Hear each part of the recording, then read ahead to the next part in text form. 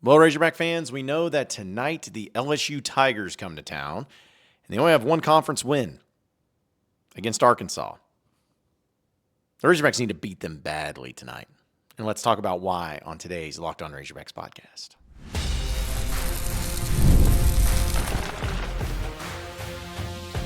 You are Locked On Razorbacks, your daily podcast on the Arkansas Razorbacks, part of the Locked On Podcast Network, your team every day. And welcome into the Locked On Razorbacks podcast. I am your host, John Nabors. I am also the host of Inside Arkansas Live, which you can catch every weekday starting at noon on Inside Arkansas and InsideArkansas.com. Hope everybody's having a wonderful, wonderful Wednesday. You made it to the midweek as the Razorbacks and going to have another SEC game. You know, they fell short in Bud Walton Arena on Saturday against Alabama. And, of course, Alabama's really good.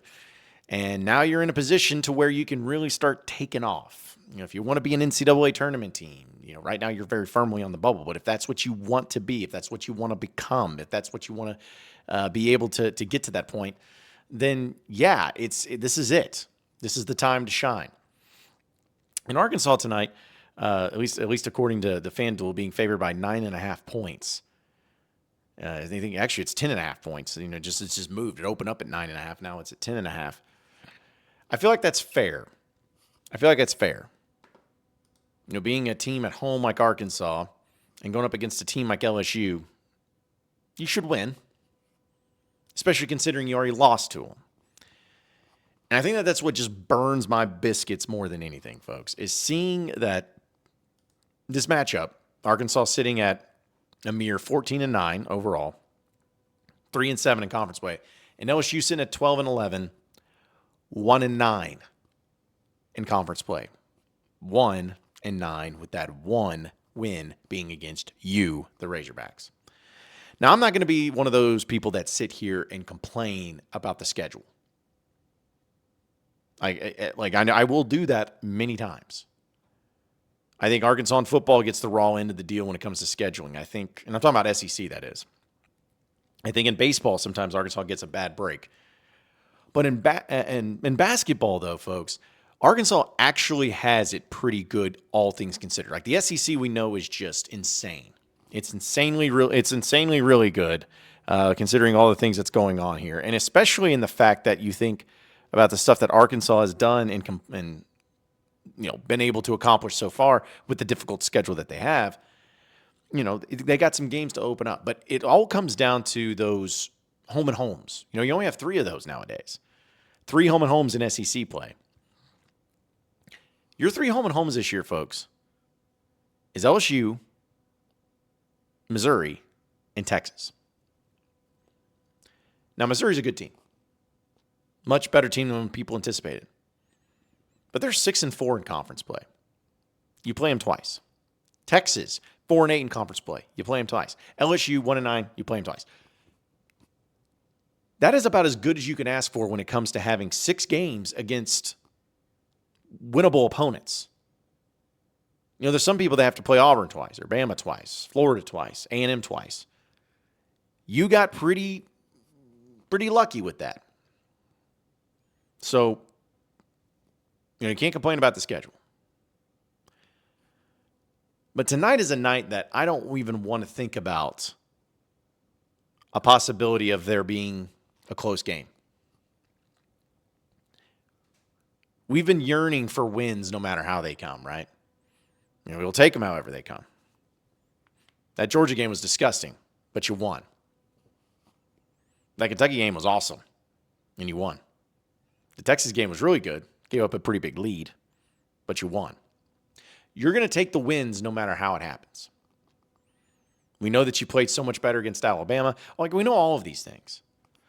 But for once, just one time in this conference slate, I want to see Arkansas beat the brakes off of an SEC team. It happened to you a few times already this season. And considering how tough the conference is, you don't have many opportunities to go out there and just beat the doors off somebody. But to me, this is your one chance at doing it, or at least your best chance at doing it. Sure, South Carolina you play later, but that's on the road. You have Texas at home, but they're hit or miss. They're a competitive team. But LSU is not a good basketball team. Not at all. And again, the fact that you gave them that one win is just infuriating. LSU, I'm gonna go through some rundowns here. They're kind of a weird team, but here's LSU and what they've done in the SEC so far this year. They lost to Vanderbilt at home by 8. Lost to Missouri by 16. Lost, and that was at Missouri. Lost at Ole Miss by 12. They beat Arkansas by 4. They lost to A&M by 11. They lost to Bama by 7. They lost to Auburn by 13. They lost to Texas by 30. They lost to Georgia by 20. But then they lost to Ole Miss by 2. So it's really been all over the place for LSU. Even, they've lost lost 9 games in conference play. But some of the games against really good teams like Bama or Ole Miss have been really close. And then games against like Texas and Georgia that aren't the greatest teams ever, they got smoked. So they're all over the place. But this is an opportunity to where you need to exact some revenge. I want to see a team that comes out pissed off for 2 reasons. 1, losing to Alabama the way that you did and felt like you could have and maybe done a little bit differently and maybe even won that game against the top 3 team in the country, to avenge that loss, and 2, to avenge the loss that you had to LSU earlier in the year on the road. I want you to be infuriated. I want you to be so mad that you could spit. I want you to go out there and in front of a home crowd, in front of your fans, put on a show for them. That's what I'm wanting to see. Now, you could say that, oh, well, you want that every time, and you're right. You're right. But I don't want to have to come out here on this podcast tomorrow and discuss, why did Arkansas struggle so much against LSU? Or, is LSU better than what people thought? Or, is Arkansas reverting back to the ways that they were before? I don't even want to have that enter into my mind. I want this to be a 20-point drubbing. I want it to be from beginning to end, be you being the superior team and showing it in different ways. I want you to have 4 players, maybe even 5 players, I'll take that, in double figures. I want your offense to just roll. I want your defense to be suffocating. I want this game to be 40 minutes of hell for LSU. That's what I want. Now, I know that it's easier said than done. I know that you're going to take the win no matter how it happens. But that's what I'm yearning for, is just to have that feeling of being able to go out and just smoke a team that you're supposed to. Because it doesn't get any easier. You play 3 straight games against ranked teams, 2 of those being on the road, and the 2 that's on the road happens to be at Texas A&M, that's the number 8 team in the country, and at number 1 Auburn. Those aren't easy gets. Those aren't easy wins. Those aren't easy games, period. Give me some confidence. Give me some good vibes. Give me some good feelings.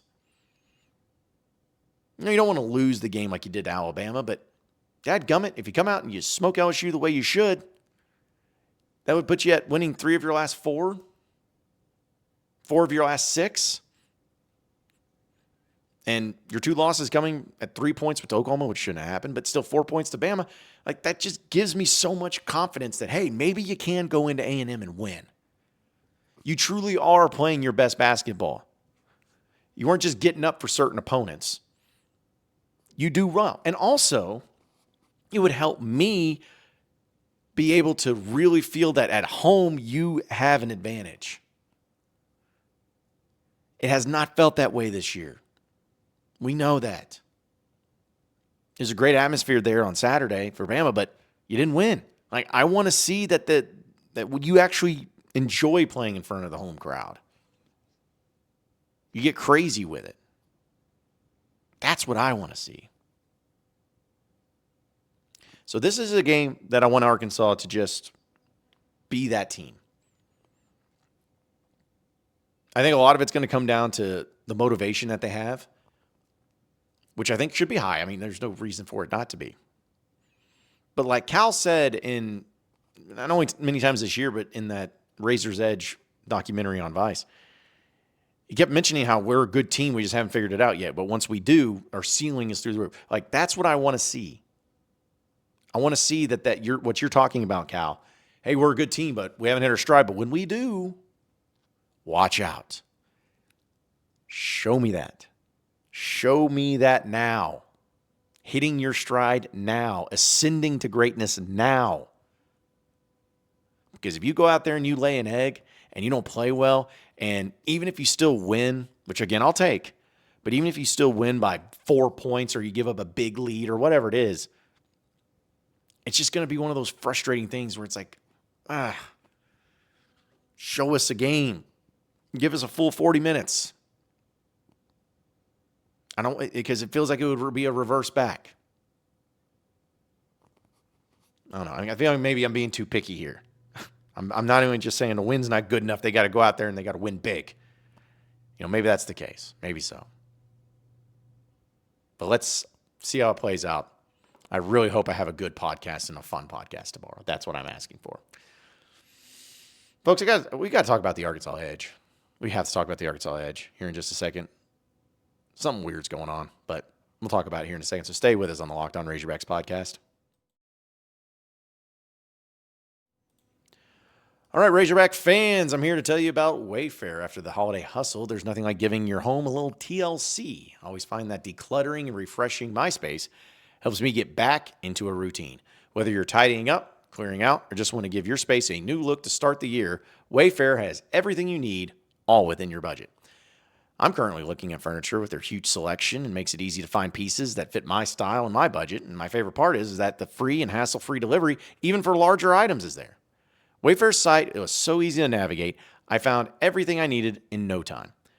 There's something for every style and every home, no matter what your space or what your budget may be. Wayfair also makes it easy to tackle your New Year's home goals with endless inspiration for every space. So check them out today. Give your home the refresh it needs with Wayfair. Head to wayfair.com right now. That's WAYFAIR.com. Wayfair, every style, every home.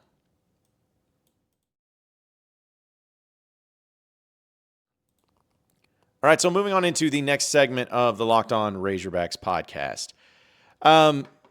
We got to talk about this, folks. We got to talk about it.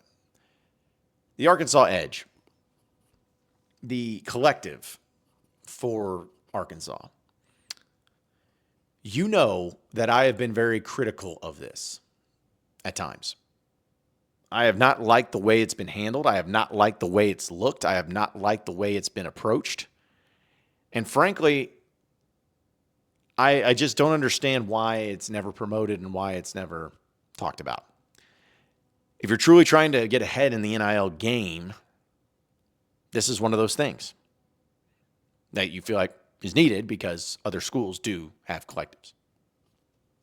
Well, they had one executive director when it first came out, which is crazy. It was just a little over a year ago. And his name was Chris Bauer. I met him. Nice guy, everything. But there was a change in leadership.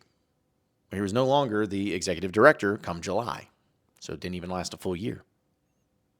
They hired a guy named Kyle May, who I also met. Nice guy. Great guy. They hired him in July, and now he's gone. It's according to hawksports.com. They asked him about it. He says, I am leaving to pursue another opportunity, but I'm immensely appreciative for the opportunity to have worked with the university and the collective. Simple.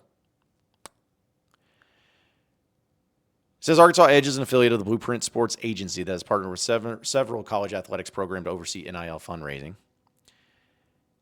And apparently in the job posting that they now have for the executive director, they will pitch and close commercial NIL partnership agreements, develop, lead, and execute specialty revenue concepts and revenue-driving events, and develop comprehensive revenue strategies to support Arkansas Edge and incremental revenues for the athletic department.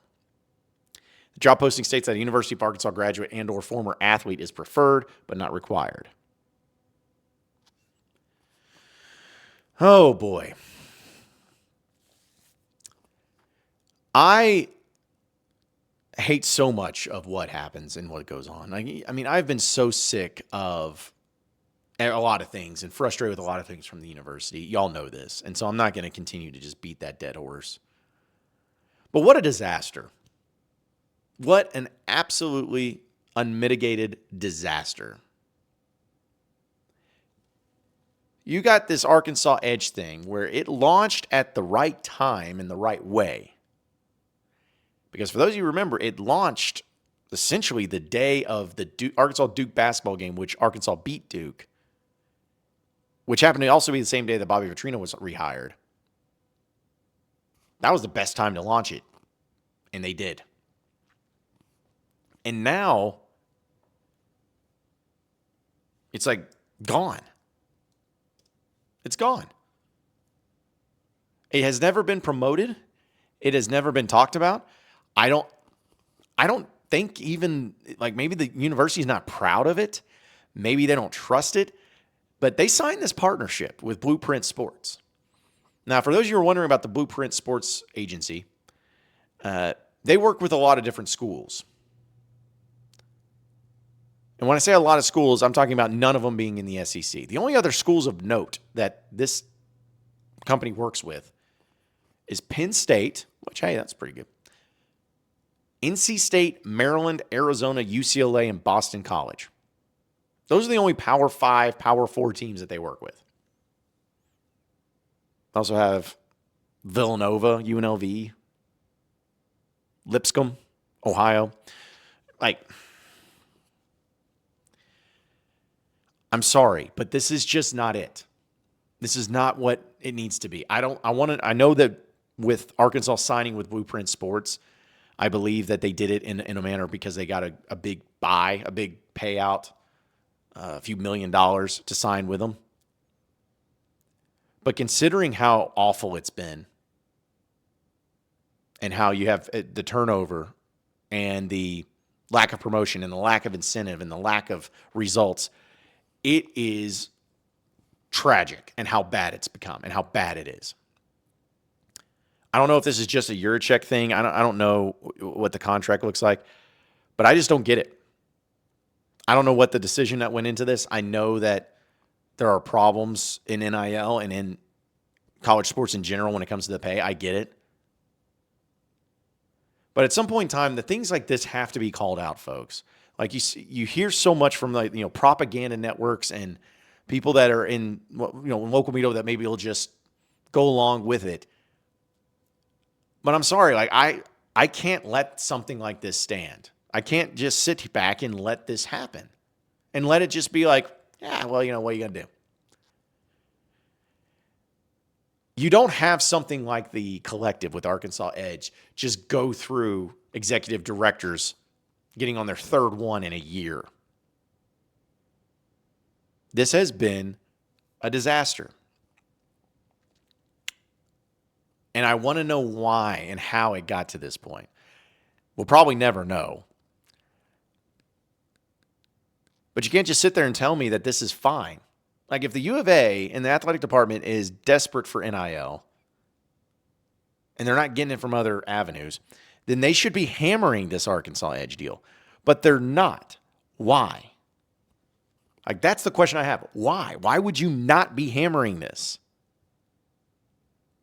Well, you know how my mind works. If you listen to my podcast, you know how my mind works. I try to connect dots. Whether it's true or not, I mean, we don't know. We may never know. But I try to just look at what we do know and see if I can draw any conclusion to there.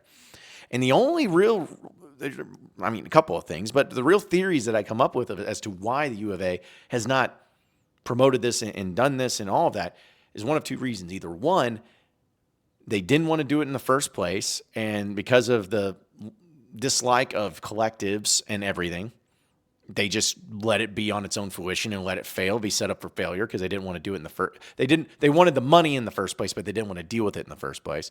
That's number one. Or number two, it's such a horribly ran organization that completely and totally undermines the whole spirit of what it's supposed to be, that the U of A is embarrassed of it and they don't want any part of it anymore, and they just want to get it to die out as quickly as possible. Those are the only things I can think of.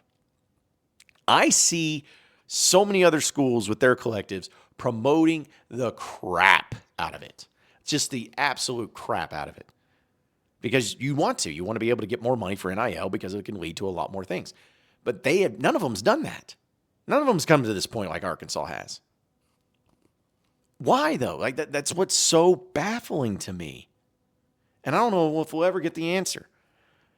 But Jiminy Christmas, like you got to be able to show that you have some sort of competence when it comes to one of the biggest things and one of the biggest deals in college sports right now, which is NIL. You hate it. That's fine. I do too in some regards, but it's here. And if you want to be competitive, if you want to win, you got to be able to have some sort of organized event or some organized group. You can hire within, you can have third party. I don't care, but this is trash. This is terrible. And it's an embarrassment. I'm embarrassed. If I'm a Razorback fan, I'm embarrassed. Because everybody else who seems to be killing it in the NIL game, comparatively speaking, you're over here just like, well, we got this thing called the Arkansas Edge. None of us knows really what it does. We know it's not part of the U of A. It's a third party, but they hire people and then we give, but then our incentives aren't great. And so we don't really know what to do here. Like maybe when they redo the revenue sharing things and all that, and maybe the laws can change where it can be part of the Razorback Foundation and then the incentives can be better tickets and whatnot. Maybe that's what they're waiting on, but it's a disaster and it's sad and there's no reason for it to become this bad. Just my 2 cents. All right, we'll talk about the SEC and where Arkansas can, realistically at least, finish up when it's all said and done. So stay with us here on the Locked On Razorbacks podcast.